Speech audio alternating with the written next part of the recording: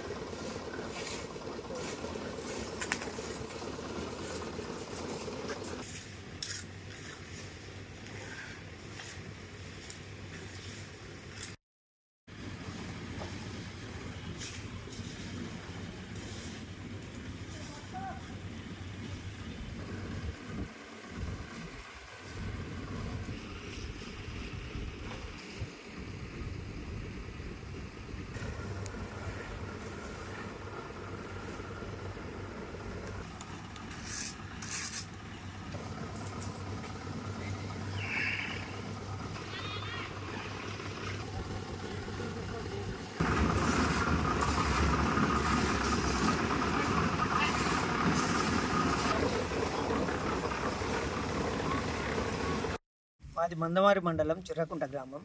చిర్రకుంట గ్రామంలో అభివృద్ధి నిధులు విచ్చలవిడిగా ఎమ్మెల్యే గారు ఇచ్చారు, వర్కులు చేస్తున్నారు. కానీ ఈ వర్కులు ఎటువంటి వర్కులు జరుగుతున్నాయంటే కేవలం కాంగ్రెస్లో ఉన్న కొద్దింత ప్రభావం చూపెట్టే నాయకులకు మాత్రమే జరుగుతున్నాయి. ఇదే విధంగా ఊర్లో ఎన్ని జరిగినా మేము ఎక్కడ ఏమీ అబ్జెక్షన్ చేయలేదు. కానీ ఊరికి 2 కిలోమీటర్ల దూరంలో ఉన్న ఒక వ్యవసాయ క్షేత్రంలో ఆయనకు 5 లక్షల వర్క్ పెట్టి బ్రహ్మాండమైన రోడ్ని ఆయన ఫామ్ హౌస్కు వేస్తాడు. ఆ భూమికి అవతల ఒక ఇల్లు కానీ చుట్టుపక్కల ఒక ఇల్లు కానీ ఏమీ లేదు. మొత్తమైనది 7 ఎకరాల వ్యవసాయ క్షేత్రం. దాని సెంటర్లకు వేసి ఆయనకున్న ఫామ్ హౌస్కు రోడ్ వేసినారు.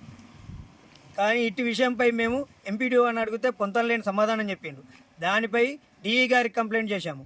డిఈ గారు ఏమంటున్నారంటే దీని మీద నాకు చాలా కంప్లైంట్లు వచ్చిన వాస్తవమే.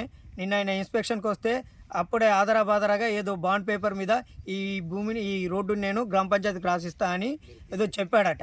కానీ రోడ్డు మీదనే 2 మంచి బందోబస్తు బలమైన 2 గేట్ రెక్కలు ఉన్నాయి.